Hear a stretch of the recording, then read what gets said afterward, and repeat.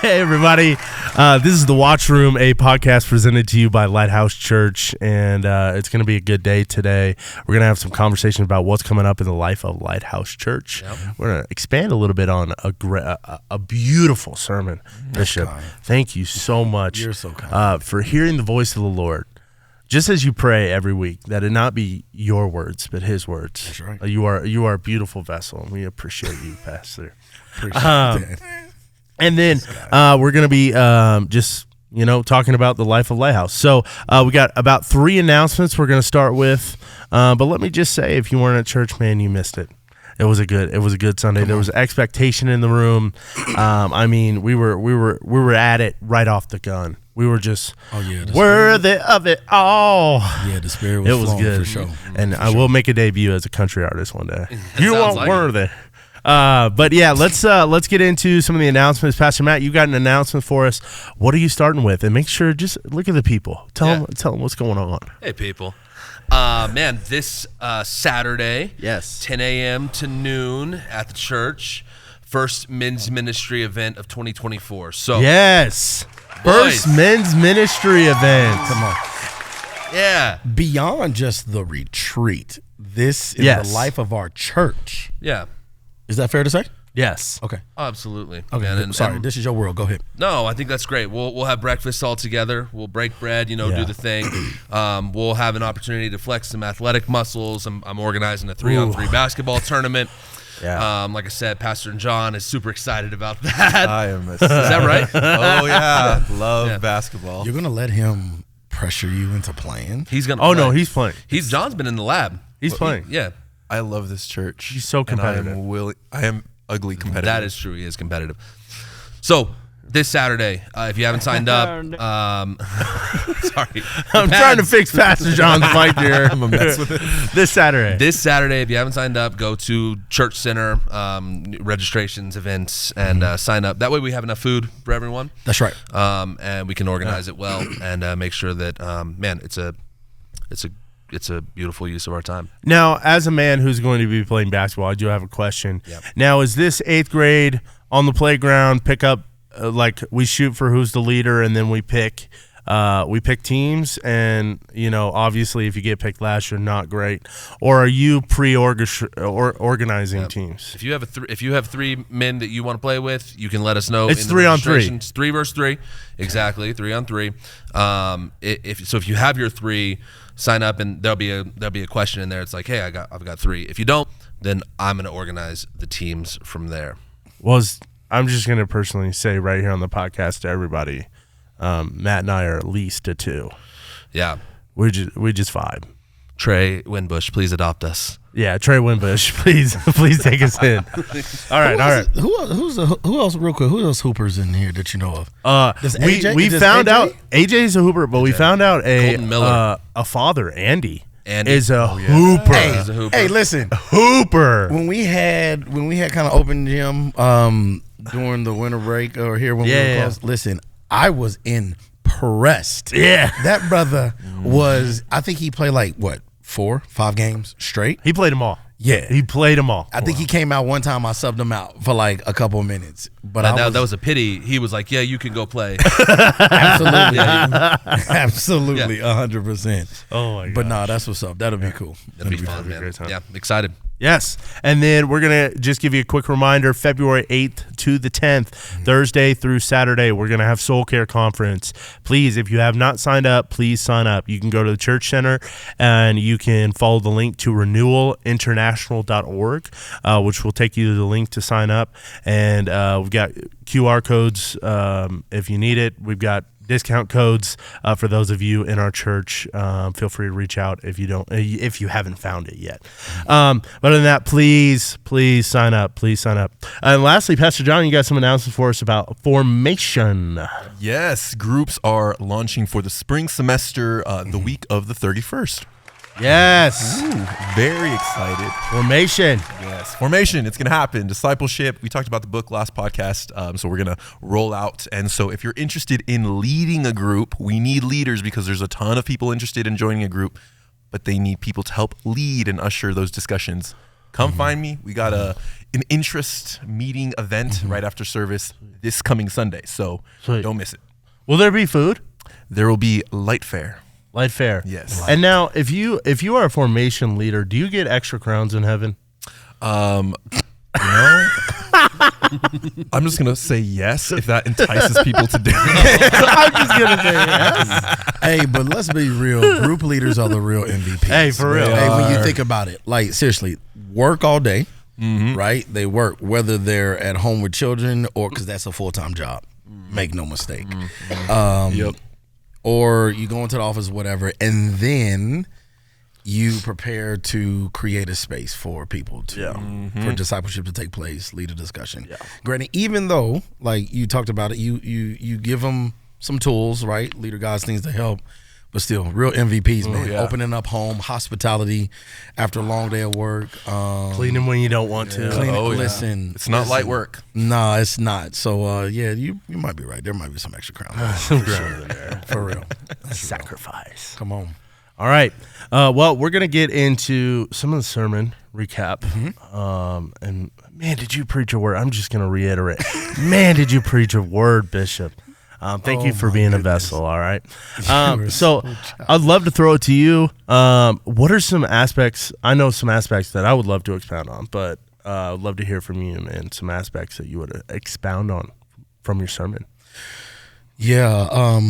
Man, chapter 7 alone felt like a little series within a series For in real. some ways, because and it's 40 verses, and it's covering some heavy topics, right? Yeah. This idea of sex inside of marriage, sex for singleness, like not to just, Paul is trying to speak to the issue that is taking place in Corinth, but at the same time, as the Bible said, nothing new under the sun.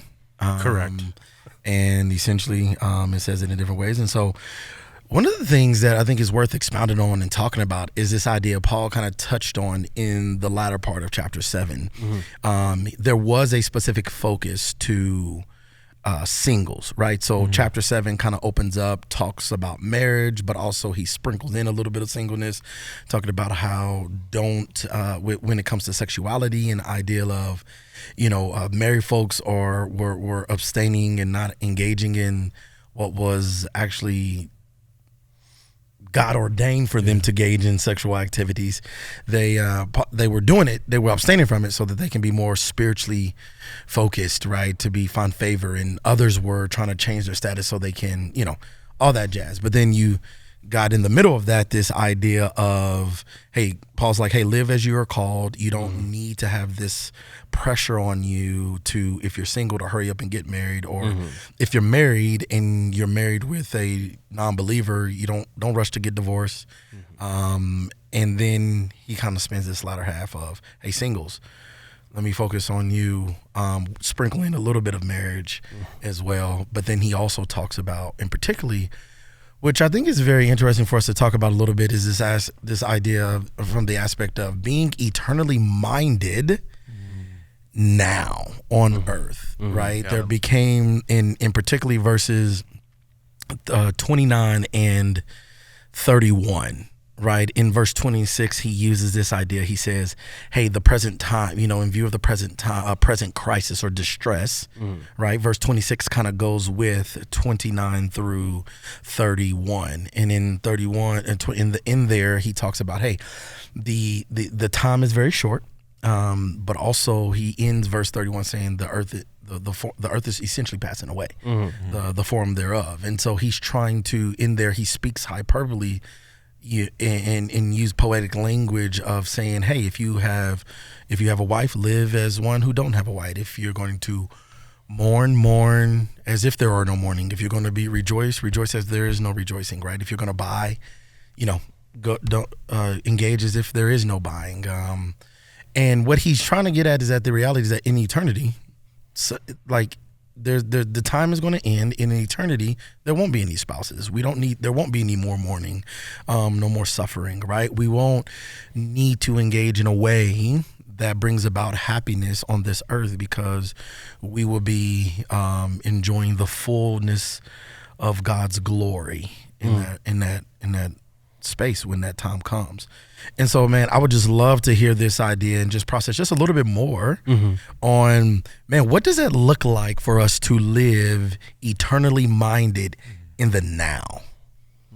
Like, what does that look like? If we know, if Christ comes back, right, and the Bible says no one knows the hour, right, when this will happen. But we do know the Bible talks about how there will be a new heaven, a new earth, right? There is life after, this world, right? And so whether if Christ comes back or Christ calls us home first, right? Meaning we die on this earth, because we do know it's wasting away. What does that look like? I think, because oftentimes in churchdom, right, we can talk about these language. We use these, we use that lingo, man, eternity, and we believe in it. But how does that have implications today? What are the implications? How does eternity impact now? I'd love to hear from y'all. Just some thoughts. Let's chop it up a little bit about that. What are you thinking? Yeah, Pastor Matt, go ahead. Okay. Yeah. Well, I think it takes some, for me at least, it takes some of the edge off, like, what I really,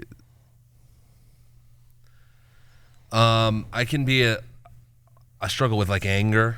I get like an angry person sometimes, and whenever you put that with the idea of, like, of eternity, right, and like where, man, our time on earth pales in comparison to the eternity that we are promised, right? Like, it certainly takes some of the edge off of that experience. Like whenever I'm mad about something, like, hey man, we got a lot of time left for you to be spinning your wheels, getting mad like this. I don't know. That's fair. Yeah. That's fair. Yeah. Well, as someone once said, I'm living in a material world, and I am a material girl.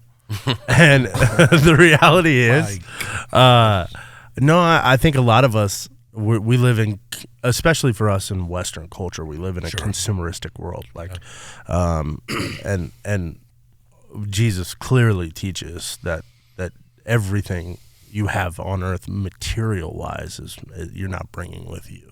Yeah. I mean, from when I was a kid, I remember telling my mom, I was like, I had a dachshund, and I love that dog, and I was like, when I die, I'm gonna grab that thing by the neck, and I'm gonna take it to heaven with me. We have this idea of, like, the things matter so much on earth when they're in our possession and in our control, and heaven, the eternity, reminds you that the only thing you need to be concerned with is relationship with God, relationship with Jesus. Like, and the thing that gets me, and that parallels for me here now, is the reality when I think about walking with Jesus in eternity, physically, and physically, spiritually, the resurrected body. We're not going to get into that, but like literally walking and talking with Jesus, and going, why do I need to wait? Sure. The reality is that I won't see him, so to speak. But if the Spirit is alive, which it is, so there's no if and or buts about that, I can clearly hear the voice of God if I tune myself to him, and I can spend time with him in his presence because of the manifest presence of God. Why am I waiting for this moment where I can go, I can't wait to ask Jesus this question? Yeah. I think we're all like, man, when I get to heaven, I want to ask him this. I was like, why don't you ask him right now? That's the thing I get convicted by all the time. It's like, if we're really thinking about it, we have direct access to the throne room of God.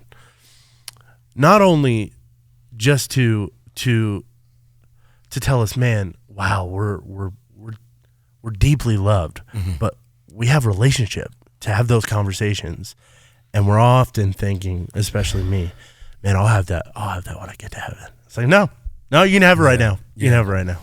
That's real. Anything you would add, John? Yeah, I think it's a lot of sacrifice thinking eternally, because a lot of the things that tempt us in the world they don't match up with an eternal mind. And so like an example I'm thinking of is like if I have beef with someone, the earthly thing to do is I want to punch right back, but that's not eternally minded, right? Showing them love, showing them compassion, showing them grace.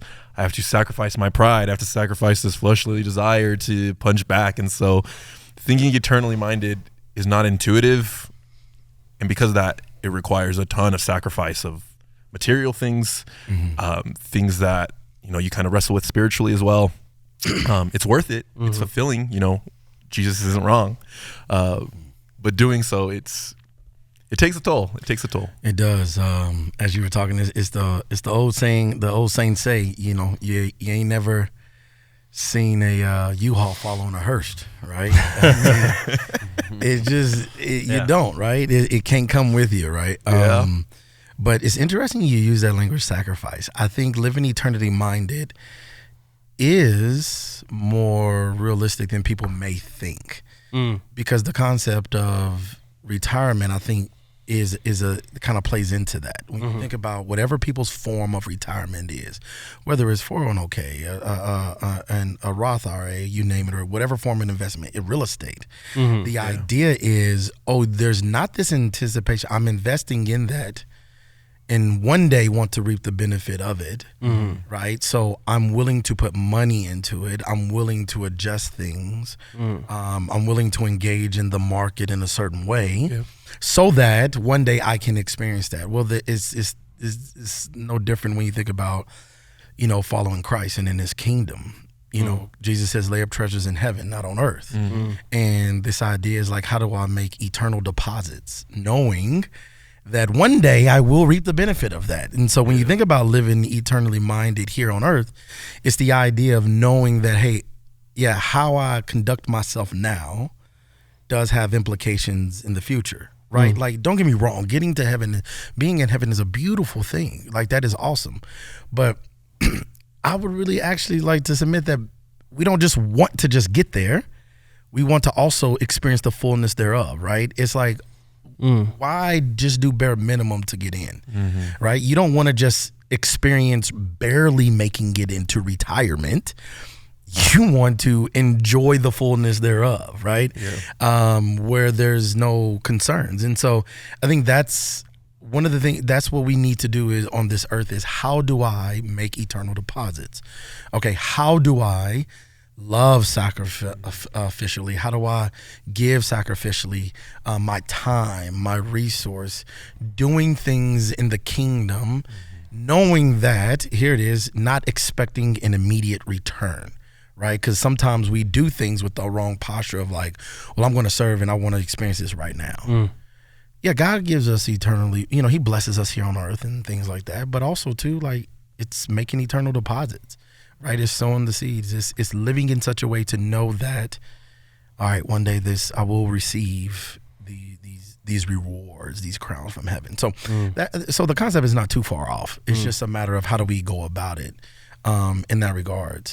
And then also too, like when you think about eternally minded, one of the things that I think can help us is to also be I think just being mindful that this is not our home as believers. Like, I think that's the thing that we forget sometimes, that this is not it, right? I read on Sunday the passage 2 Corinthians chapter 4. It's, I want to say it's, let me hear. Here it is. 2 Corinthians chapter 4, and particularly verses 16. Right? He's like, so don't lose heart. He goes, though the outer self is wasting away, our inner self is being renewed day by day. So even now, currently, as things are wasting away, the Lord is currently renewing us day by day, preparing us even for eternity. Right now, as we're just looking at the scripture, he's like, it's wasting away. Our inner self is being renewed day by day. For this light momentary affliction, right? We all got suffers, afflictions in itself, in general, in different forms, in the culture, in our own lives. It's preparing us for an eternal weight of glory beyond all comparison. Listen, I was ready to shout.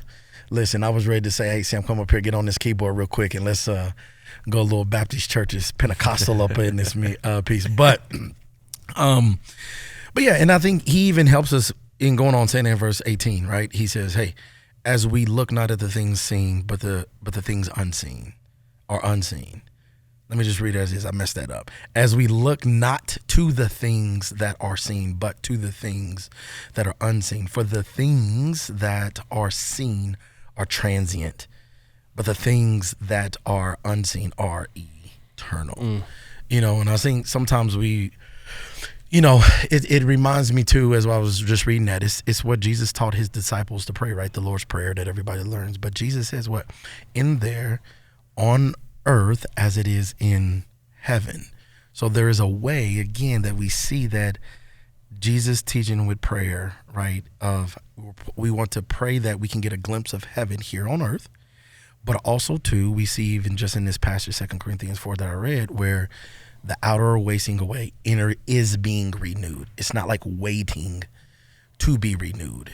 We will experience the fullness of glory of what it will be with when Christ comes back, or if, you know, for those who go on to glory before Christ comes back. But anyways, so yeah, I think it's one of those things of how do we make deposits? It's a mindset. It's a way to think, okay, what I'm doing does have impact and implications for eternity, and eternity has implications now, right? And so I think, again, going back to this, what dictates how people engage and invest and use their money, they kind of start with the end in mind. I want to retire with this much money. I want to do this much. So in order to accomplish that, then I need to give said amount now, right? And I'm just using that as an example, right? There's could be other examples. And so if we live now with eternity in mind, man, I think you see the body of Christ functioning differently. It makes me kind of think about the way that I view and the way that I like evangelize, like the way that I like the way that Talk I about that. reach and talk to my friends who are not believers, because I mean it's such a short amount of time, right, that we have with those people, and like, you know, Jesus woos people to his heart in unexpected ways, but also like we have a call to do that too. And if I know a person for 20, 30, you know, God willing, 40 years, however long, right? Yeah. And I don't use that time to share the eternity plans that I have, you know, like it really heightens like the importance of that for me. Like it really like it makes it feel very like a very like thing I need to do. Like, you know, no, that's real. One of the things I was thinking about is, from my experience, I've heard it whether through other pastors, other people, and also been in rooms when it comes to people who are on their deathbed. Like usually, you kind of was talking about this, Sam, earlier. Is like most people ain't worried about the material stuff. They wonder, did I do enough? Right? Did I do enough? Like, will you know, if they're, you would say on the fringe, if they wasn't all sold out for Jesus and they kind of had this ebb and flow journey, right? Of they're in serving and then they leave and go into the world, or you name it. But whatever the case may be, there's the question of, man, did I did enough? Will I be able to experience God? And here, let me just say this here. This is just important for everybody to understand. And this is I'll say this here. Like, the thief on the cross didn't do a lot of gifts to get into heaven, right? Jesus sat here, and the thief on the cross got in because he believed in who Jesus is. So I think that's important to understand, that we're not talking about, you know, working your way into heaven, right? That is through the blood of Jesus and what he accomplished on Calvary. So I think that's important for people to know in that regards. But I think what I'm trying to get at is saying that people, they reflect on their life. And now there's a reflection here. They're not worried about the money. They're not worried about the latest this. There's something about that death brings to a person that know that death is happening, that it all the material, literally, you're like, that doesn't matter. You start to worry about the character and how I live, the legacy. And so I think that if we have that to impact us now, to know like, okay, what is the legacy that I want to leave, right? I'm not talking, we're imperfect, we all mess up. We do that. But what will folks say at your funeral? If Christ was to tarry, if he was away, how would you want people to talk about you? Put money aside. Let's say money's not an issue. Let's not worry about all this stuff. Let's say you know, God was kind. You was able to be a huge philanthropist, all that stuff. If you put all the money material, what would people say about your legacy? Who is Miguel? Who is Sam? Who is John? Who is Matt? Right? And again, we're not talking about perfection. We all mess up. We all got our moments where we can take back. But those are some of the things I think that can help us, you know, to live now with an eternity mindset. And also to like spend time with Jesus, man. Yeah. Yep. I think just like you said it earlier, right? Ask the question, like you have these questions. Why wait till you get there? Ask questions now. Spend time with Jesus. Spend time in the Word. Yeah. No. And that'll help us. So Yeah. I think the deathbed analogy, you know, a lot of people, did I do enough? And also there's the relational aspect. yeah. A lot of people have regrets on their deathbed with relationships. And that's one of the things I was thinking about when you were talking about evangelizing. I think eternity gives us a reminder that evangelizing can go beyond the aspect of, I told you about Jesus. Yep. But how do I navigate forgiveness and repentance within relationship to show that eternity is more on my mind than how you're afflicting me right now, and how that can evangelize to people. Because, you know, it's really funny, like with Christians, we're like, yeah, we should forgive, we should not hold judgment and stuff like that. And it's funny, like, you know, we all talk about how we'll be in a car in line and someone will take us off and somebody will cut us off and we'll get really upset. And the reality is a lot of the times when we're not with other Christians, sometimes we let the real stuff show. And we're not playing church anymore, and we're allowing the angerness to rise a little bit. And our mouth will say some things to non-Christians that we would never say in church. And then we expect that to be a representation of Christ, and that happens in our relationships even with non-Christians. And then they look at us and go, so you represent who?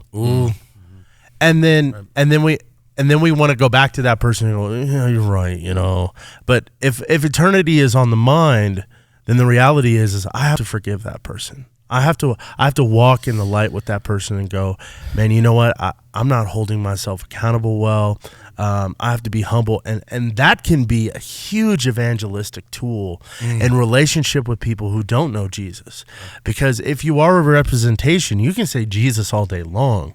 But if your life does not look like him, and it is not focused on looking like the reality that Jesus said, you can pray for kingdom come here on earth, then what's the point? Like, we're just putting deposit in so that one day I won't be angry? Yeah. Right. No, Right. we forget that James says that the wrath of man does not produce the righteousness of God, and that wasn't just for heaven. Come on. That was to write on our hearts as a tablet for here and now. Yeah.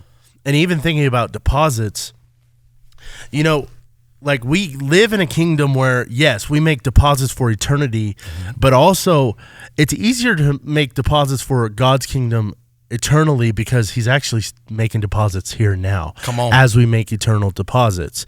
And so that's the funny part is, like, yes, we want to put money away. We want to be millionaires, and we want to make sure we can buy the house, and by the time we're 60 and all our kids are out of our house, we've got everything we need, and we don't need to even take Social Security, and even if it's ever going to be there, and we're not worried about all those things.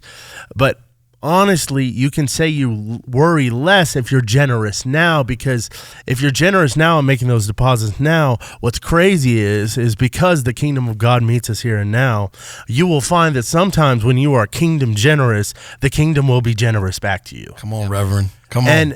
And so, like, for the widow's mite, man, like you're giving all that you can in the midst of need. Sometimes you look at your bank account and you go, I have money I didn't expect. Whoa. And so not that you're giving to get something, right? But the reality is if we are in relationship with a God who owns all the resources, right? What is it? 1,000 hill with cattle on it, or 1,000 cattle on a hill? I always mess it up. But if He has all the resources and everything that we need, we really have to live like Acts. Because it's a consumeristic mindset to say, I want to build up my Roth or IRA. Not that that's a bad thing. I'm not, listen, here, get a retirement. That's great. Facts. But Acts 2 was living in a place where they said everyone had everything they need at that moment. Yeah. And they lived that way throughout the church, throughout their generations. Yeah. And so I think deposits are great, but expect that when you make deposits, the kingdom will make deposits back into you so that you can continue to steward what God is giving you. Yo, when you said, that speaks to just the faithfulness of God.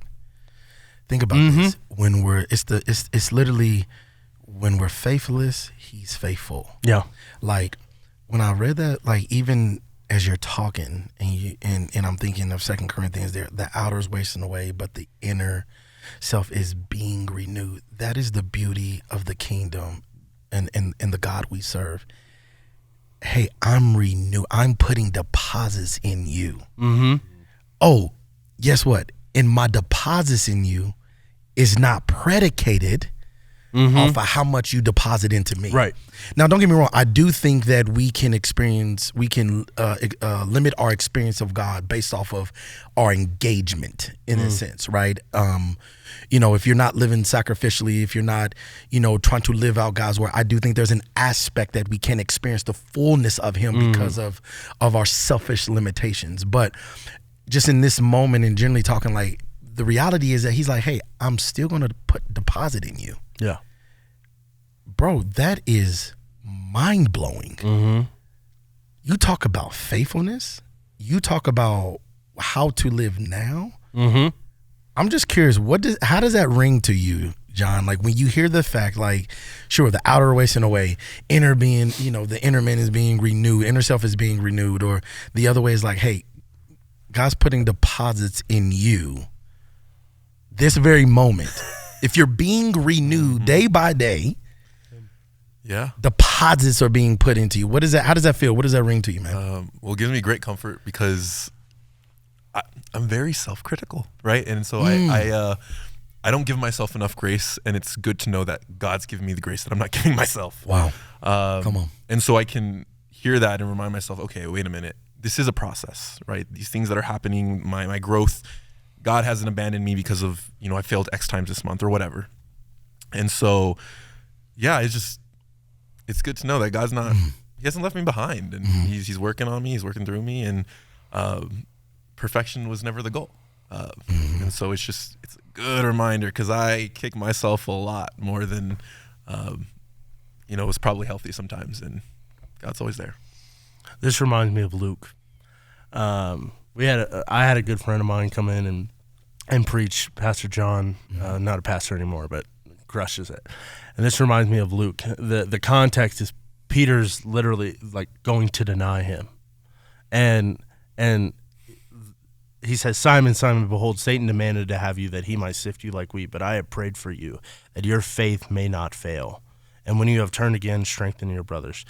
And then also, there's a later passage, I forget right now, but it says that Jesus is now at the right hand of the Father interceding for us. That's right. That our faith may not fail. And the reality is, I was even in prayer this morning. This is funny we're talking about that. I was saying to the Lord, I was like, no matter how unfaithful I have been, you remain faithful. That's nuts. So, and then all I could think about was like the Israelites. I just couldn't get off the fact that He's been doing this for thousands of years. God has been faithful for thousands of years. I would be so annoyed by now. I would be so ticked off. I would have sent another ark. I would have sent another wife. Like, I can just imagine Moses on the mountain just saying like, hey, I'm ready to wipe them out. I'm ready. Like, let's just start with you, Moses, because you're showing me some faithfulness. And it's like, man, if the fact that God is who he said he is, yesterday, today, and forever, is a crazy revelation that you just get hopeful for eternity to spend with him. You're like, man, I am so grateful that God would be a father like this, that Jesus is who he says he is. And all of these pieces that just, man, you are praying that my faith would not fail, even in this moment, even though I am, to be honest, I'm a prostitute who leaves you time and time again. I am that Gomer who just goes after the world. And Come on. Let's go. Pass the offering plate around. Pass the offering. My man got words. Please. Come on. I must be sensing, my spirit must be sensing the preaching going Come on, let's go. That's right. My man got some word. He got some things brewing in there. You know what's interesting? Man, we could talk about this. We can keep going on in different till eternity. Honestly, till eternity. This guy. But another thing I want to talk about that I think from a practicality that can be fleshed out a little bit was on Sunday, preached on talking about Paul also talked about this aspect of if you're single, then you're not divided, meaning you're not concerned or you're not anxious. You're anxious about essentially serving the Lord. But those who are married, their interest or their attention is divided, right? Because they have to be concerned about their spouse or if they have children. And so, let's talk about that a little bit. This idea of being devoted to the Lord, in, I guess you would say, your status, whether single or married. Let's just say that here. I'll just say this for those who wasn't there and didn't hear this part of the sermon. It's not a preference. He's not saying that marriage is first class, single is second class, or singles first class and marriage is second class. He did give his preference in saying, hey, it would be better for you not to marry because you can be more devoted to the Lord in that regards. But whether you're married, single, here's what's true. Your devotion to the Lord can be divided. So it's not like, oh, you're single, therefore you're able to be devoted more. But man, let's talk about that. What is that? How does that, where do you feel the tension in that? And particularly for, like, did you feel the tension or when you went from being single to married, like, were you a believer before you got married? And if so, do you feel that tension?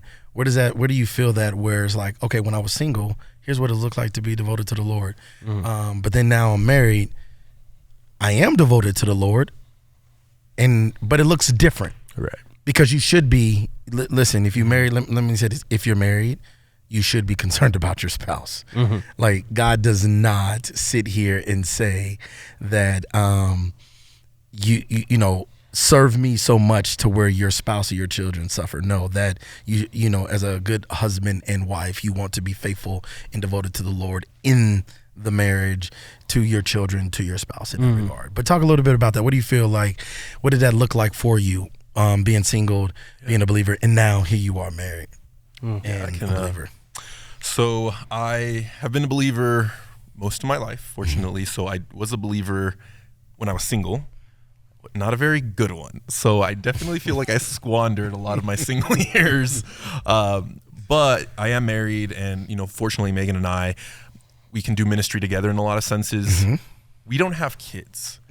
And so what that allows us is a little bit more flexibility and a little bit more freedom to work as a unit. But even then, like, if I wasn't married, I could totally see how I would have more time to focus on myself, focus on my relationship with God, and be a little bit more free. Because things come up, I have to consult her calendar. I have to work with her, work with her schedule. And that's just the nature of being married, is you have another variable that you have to manage in your life. You got to consult the calendar with her? You can't? Come on, man. Oh no, You the man of the house, right? You tell her she's what my to- admin assistant. You tell her what Stop to that. You better stop that. I do not. Jess? I'm joking. I'm joking. I know I'm playing. Culture will tell you, you the man of the house. Don't you consult no count. No, but that's real. Yeah. I like that's real. That's you know, you kind of you're in a transition. Like now you were single, married, now have kids. Now have kids. Recently have a child. Have a kid, Have yep. a child. Yeah. What does that transition look like for you? Yeah, man. Time has always been a really interesting dynamic of my marriage. So my wife works overnights, and now we have a child, and so like there are times built into our schedule where it's like, yeah, I'm home alone because you're at work, and then you're home alone because I'm at work, right? Yeah. And it's like, and so in one sense, we've always kind of had an opportunity to have time where it wasn't like you're neglecting time with me to have time with the Lord, right? Like, so that's been one kind of aspect of ours. But I'll say this, man, like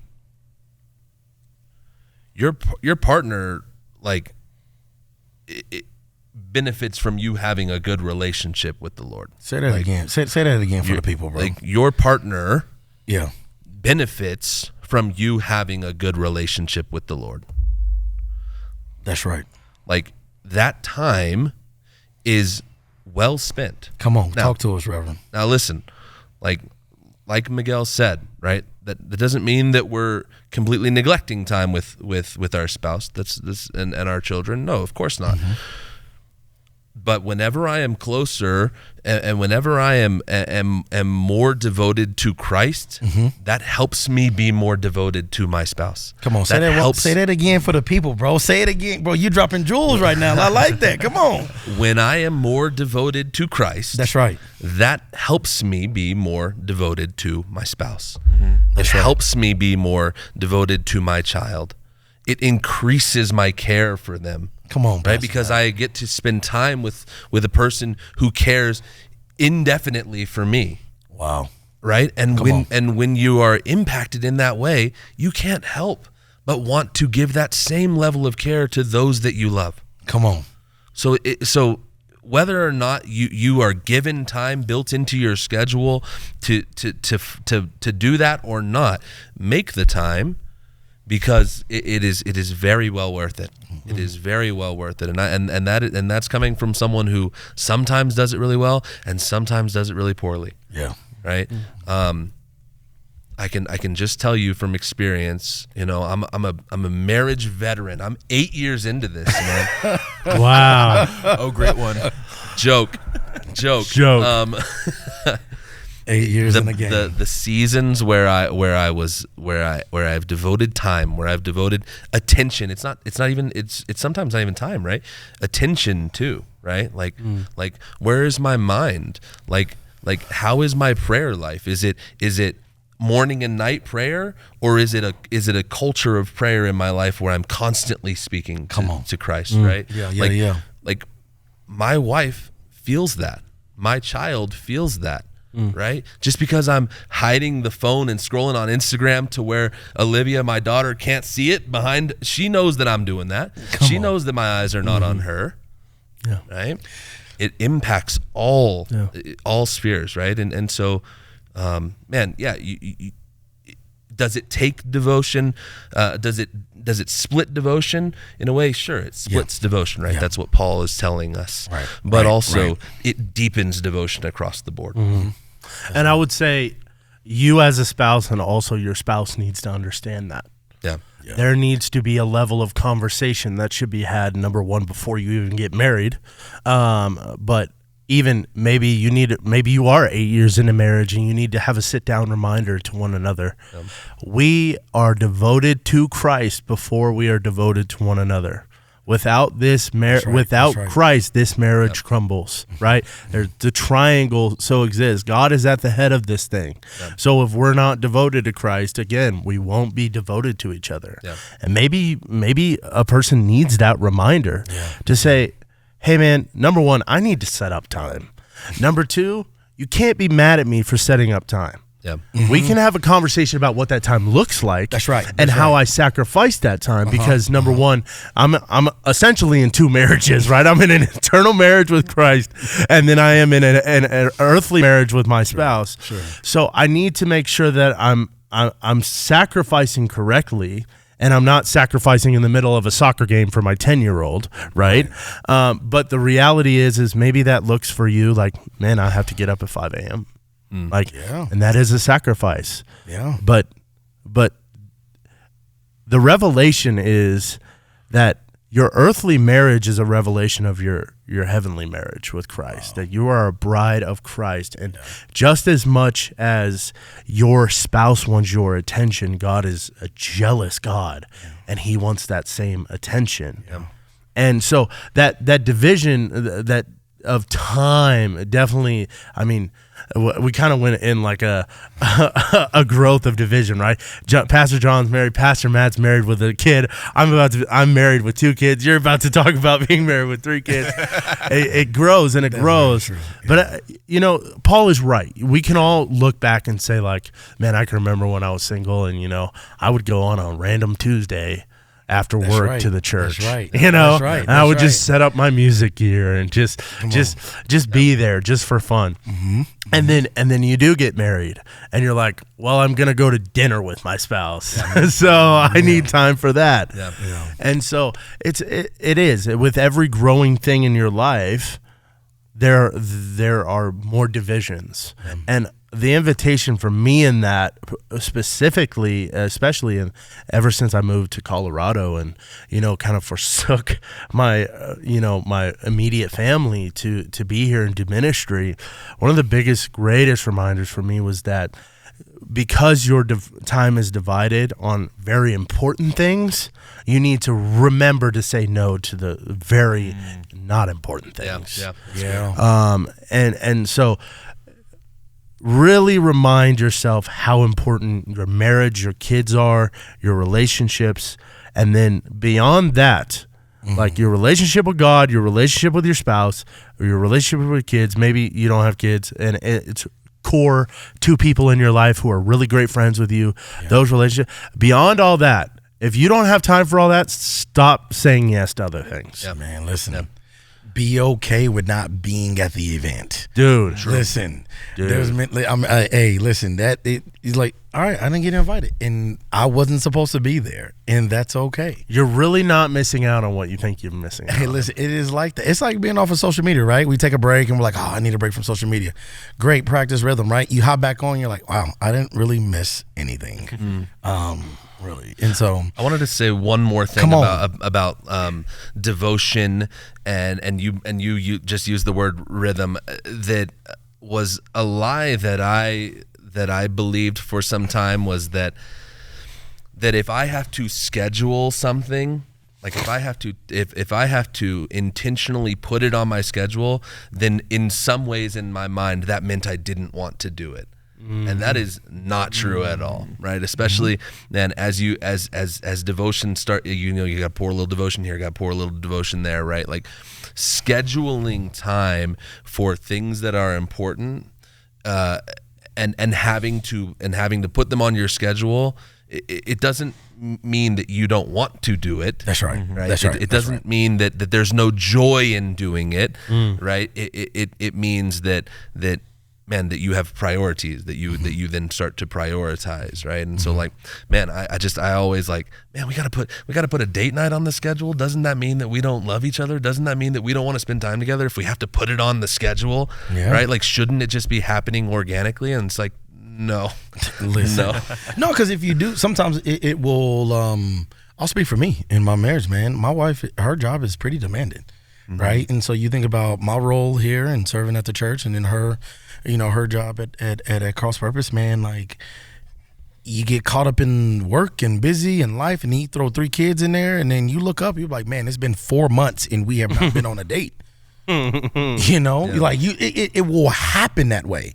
Do I think she loves me less? Does she think I love her? No, it doesn't. So put that thing on that calendar. And hold and be, and it's sacred. Like, listen, you be like, hey, this ain't moving probably for nobody unless there's a death. you know, to some capacity. And so, yeah, man, it does. The devotion, at the end of the day, it's just real. Like, your inches are divided, right? For prime example, I mean, I would love, there's moments where I feel the Spirit moving, and I'm in the lab, as I would say, studying and cooking up something, and then I look at the clock and I'm like, well, I gotta go pick up the kids. Dang. Right? Like, not dang, I gotta, like, my kids are the hindrance, but I'm like, oh man, like, the Spirit is flowing. I got these thoughts, but the reality is it's 4:00. I gotta go pick up my kids, and that time I had was in, gotta get cut short. That's real. Whereas when you're single, that's not the case, right? You don't, I mean, sure, it could be another event or whatever the case may be, but you have more time in a way that a married person doesn't. And so I think it's important to remind our single folks, man, that it's a beautiful thing where you're at. You know, marriage is beautiful. It's hard. I tell people it's challenging because you find out how selfish you are. Right? Yeah. Really, that's what makes it challenging, because you're selfish. You take two different people who have different cultures, even if you're of the same ethnicity. Culturally, y'all grew up in different homes, all this different stuff, and then here you are coming together. Now the two are becoming one. And anytime you take two sinful people, putting them together, you're gonna find out that we're gonna see who most sinful in this moment. And so, man, marriage is hard, but marriage is beautiful. And so, if you're single and you're thinking about getting married, I would say, like, that's a beautiful thing. Consider that. Think hard about it. Don't enter marriage lightly. But at the same time, man, value where you're at. You know, because the culture, and unfortunately, whether the church or not, has put this stigma on singles and to make them feel less than because they're not married, and marriage is the goal. No, man, there's a beautiful gift that the Lord has given you in this time. And so I will submit to you, like, engage that time. What does it look like to be devoted to the Lord where he has you? Because there is purpose, right? There is a reason that there is, even if you long to be married, right? Until that day comes, use that time to be devoted to the Lord and serve his kingdom here on earth, because there's value into that as well. And so I just wanted to throw it out there, but it's real. Yeah. The one thing I'm thinking of is like enjoying your season. And like the reality is, like, a lot of the times we're either looking back or looking forward. And sometimes it's one-sided depending on where you're at. But you are where you are, and God is going to meet you where you are. That's right. And so if you're single, don't put your eyes so far forward. It's good to want to be married, but don't put your eyes so far forward that you forsake the season you're in and forget that, man, I'm never going to have this time again. And then when you're married but have no kids, and you realize, man, one day I'm going to have to be interrupted in my Bible study by a 4-year-old who needs to go to the bathroom. And you're like, I'm going to just take this for what it is and be grateful that right now the only voice calling me is my wife. But I'm still going to be grateful when it is a child of mine, but understanding this is my season and where it's at.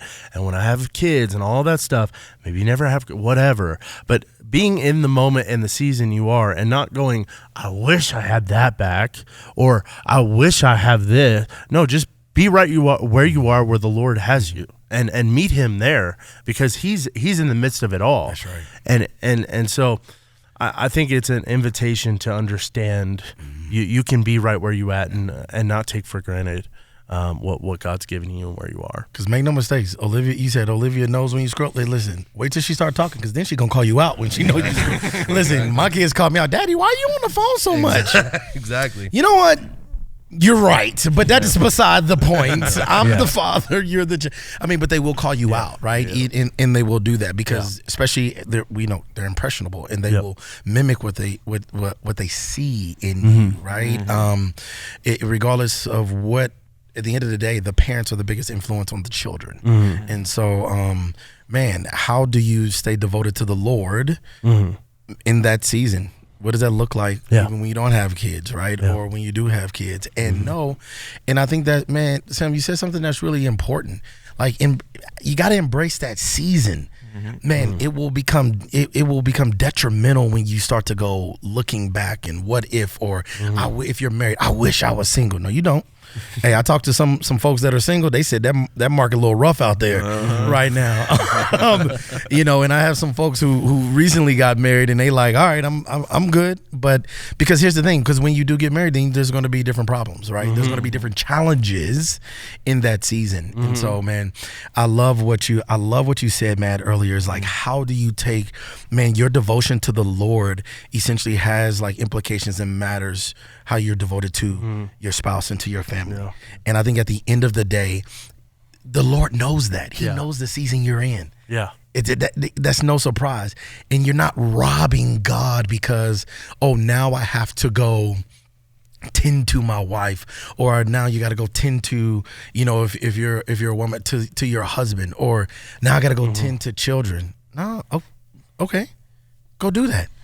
And then in other ways, how do you try to find a way to incorporate that, right? Yeah. That's something that Sierra and I are talking about, is how do we, if we're going to pour into everybody else in our jobs and our respective, how do we pour into each other? How do we bring Christ, how do we stay Christ into our marriage? So how do we spend time praying together, right? How do we spend time stewarding our finances together? How do we spend time, stewarding and being parents to these children in this season? And what does that look like? And and it's okay if we put that on the calendar, so we can prioritize that. And so I think that's where it's like, how do my devotion as a married couple, if you're like spending time with the Lord individually, and then now you come in and you live your life in a sense through that lens, or an overflow of being with Jesus. Now, how does that happen within your marriage? And how do you all do? And how does that play out? And what that looks like? Yeah. And I think you will see some beautiful things there. And so again, that's just something that I when I think about our sermon from Sunday, is like, those are some topics that are real. People that are single, they feel it. They feel less than. But as Paul said in this chapter, man, each has its own gifts. Yep. And then in addition to each having his gift of being called to singleness, or even being called to marriage, he says within there, hey, there's an assignment that the Lord has given, and in that regard. And so if if there's singles, those are single that are in our church, or those who are not part of our church but happen to find themselves listening to this, embrace that assignment that the Lord is giving you for right now. And how do we, regardless of where we're at, how do we be eternally minded, but also fully devoted to Jesus here on earth, man? Yeah. One thing we just didn't say that I just want to say real quick, a challenge, is that it is important to have individual time with the Lord. But you, speaking of calendar, schedule time with the Lord with your spouse. Yeah. Spend time praying over one another. Spend time, whether it's a 10-minute devotional in the morning, you just read something together, or you skip the date night to spend an hour at home without kids to pray over one another. You've got to minister to each other. That will happen in the regular day in and day out, when a husband does the dishes and the wife does a calendar or whatever, or so other things. But you do need intentional ministry time with one another, and praying over each other in the presence together. Man, that is, I'm glad you said it. I felt like we were landed, and he kind of was like, hold up real quick, let's go back up. Yeah. Man, that's true. Man, that is an important part that I think sometimes we neglect as people, those who are in a relationship and married. What does that look like to pray? Just pray over it. And it doesn't have to be this super like eloquent, words or whatever. Simply like, Father, help me love my wife. Yeah. Father, help me love my husband. Yeah. Lord, help us to not be mad at each other. Yeah. Help us to be gracious to one another. Like, just in that moment, just doing it. Like, at the end of the day, if there's folks in our congregation that hasn't done that, just do it. Yeah. I would just say, just take that time in the morning before you leave. Just do it. And I'll just be honest. Let me just keep it real. Sierra calls, she does it. Like, sometimes we're on the phone and we're both out the house, and she's going to drop off kids, or I'm going to take the kids to school, and we're dropping out, and then she'll call me. And then I'm thinking about, all right, cool, I got time, sports talk. Let me turn and listen to it. And she calls, and I'm like, hey, what's going on? And she's like, oh, nothing. I just real quick, can you just pray for us? And I'm like, there's moments in my soul, I'm like, Is she serious right now? Is she serious right now? Girl, I'm going to see you later on. And some of that is taking the moment for granted. Yeah.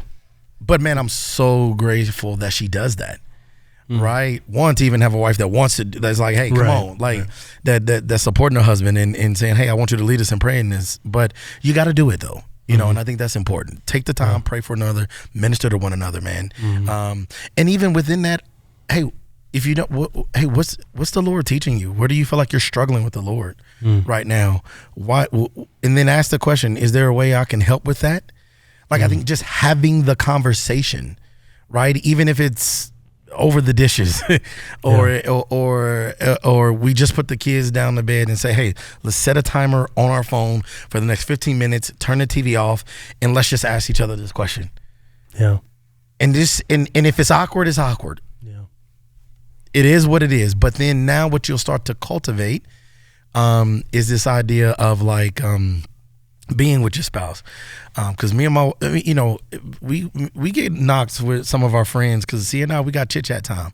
In the morning on a Saturday, I make breakfast. She sleeps in because she loves her sleep, and then the kids are just doing what kids do. And then after we make breakfast, we have coffee and we sit at the table and chop it up. But I like my wife though. That's the thing. I enjoy being around Sierra because it is a joy and she's hilarious. But just you gotta. But that is, I would say, for us coming on 13 years of marriage, 15 years of being like cultivated. It was not always like that.